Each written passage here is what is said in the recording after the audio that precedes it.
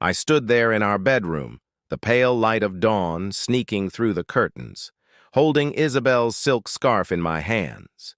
It was soft, delicate, the kind of thing she'd wear to some expensive hospital dinner or a night out with her doctor, buddies.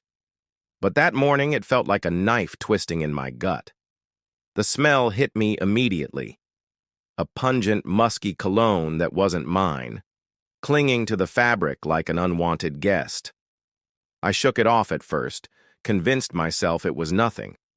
Maybe she hugged some guy at work, a co-worker with lousy taste in aftershave. But then I saw it. The lipstick stain, brilliant scarlet, spread on the edge, a color she never wore. My stomach fell. I just stood there staring at it, my head racing, but my body frozen. 13 years of marriage. And this was how everything started to unravel. Not with some great struggle, but with a quiet, sickening moment I couldn't unsee.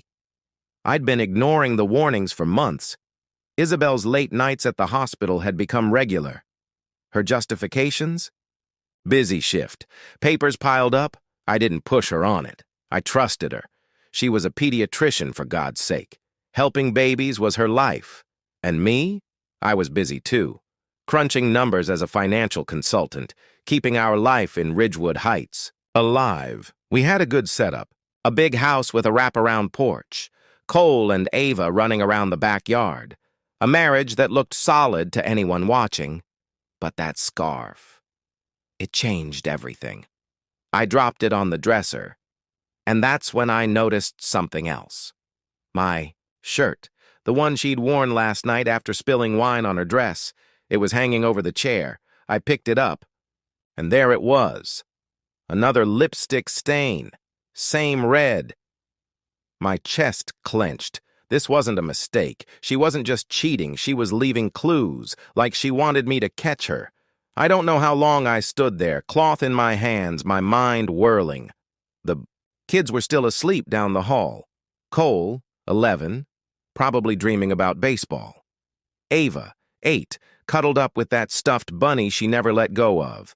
The house was peaceful. But in my thoughts, it was mayhem. How long had this been going on? Who? Was he some doctor she worked with? A patient's dad? I kept picturing her, smiling with someone else, her hand on his arm, while I sat at home fixing dinner for the kids. My throat burned. I wanted to shout, to shake her awake and demand answers. But I didn't. I just put the shirt back, smoothed it out like nothing was wrong, and walked downstairs to make coffee. And that's when it hit me. Isabel didn't just breach my trust. She broke us, and worse, she was tempting me to do something about it. The rest of the morning was a blur. Isabel came downstairs, all smiles. Her hair still damp from the shower. "Morning, Adam," she said, grasping her cup like it was any other day. I nodded, mumbled something back, but my eyes kept straying to her neck, wondering if that cologne was still on her skin. She didn't notice, or didn't care. She kissed the kids goodbye, packed her luggage, and left for work. I stood at the kitchen window, watching her car disappear down the driveway. My hands gripped the sink. 13 years. 2 kids. A life I thought was ours. And now, this. I didn't know what to do next. But I knew one thing. I wasn't going to let her play me for a fool. Not anymore. That scarf, that lipstick. They weren't just proof.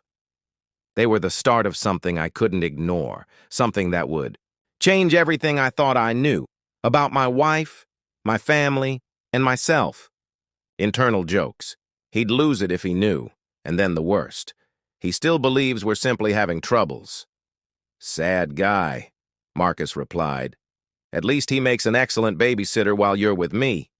I felt terrible, like the air had been sucked out of the room. I sat staring at the screen, my heart racing so hard I could hear it in my ears. Every word was a knife slicing through 13 years of trust. Isabel wasn't just cheating, she was laughing about it. Insulting me with this guy. Poor guy. That's what she called me. The man who had stayed up with her through med school finals. who held her hand during labor with Cole and Ava, who had constructed this entire existence with her. She had converted me into a joke. My hands tightened on the phone, and for a second, I wanted to smash it against the wall, let it shatter like everything else. But I didn't. I heard the shower stop, the creak of the floorboards as she moved upstairs. I laid the phone back on the counter exactly where it had been and turned to the coffee maker. My hands were stable now, but inwardly, I was a wreck.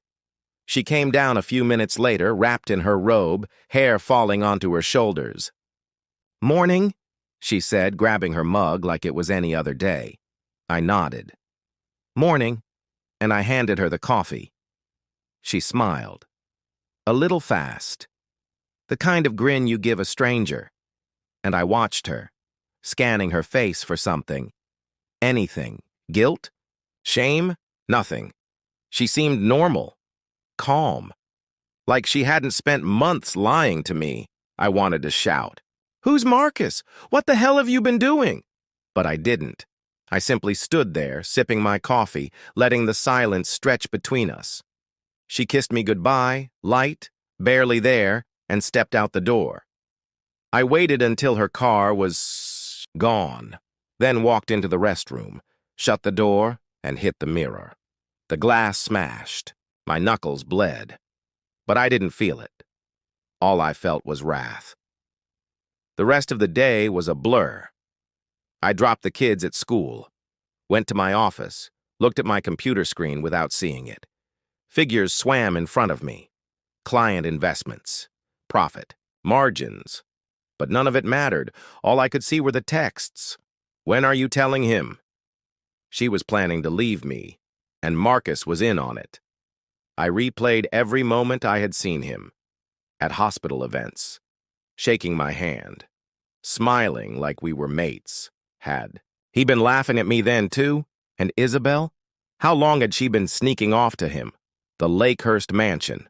She told me it was a work retreat last month. I had watched Cole and Ava that weekend, took them to the park while she was with him. My chest ached, a mix of wrath and shame. I had been blind, trusting, while they transformed me into a fool. By the time I arrived home, the kids were finishing their homework. I cooked dinner on autopilot. Chicken and rice. Their favorite, Isabel texted. "Late again, hospital stuff." I didn't react. Once the kids were in bed, I sat on the couch. The house. Dark around me, and I let it sink in. She wasn't just cheating, she was done. With me. With us. And she had been stringing me along until she was ready to pull the plug. The texts showed it. Months of lies. Sliding away while I held everything together. I thought about the scarf, the lipstick, the cologne. They weren't mishaps. She had left them for me to find, testing me, maybe even wanting me to blow up so she could walk away clean. But I wasn't going to give her that. Not yet. I would play along. Keep quiet. Figure out my next move. Because if Isabel believed she could shatter me and walk away smiling, she was dead wrong.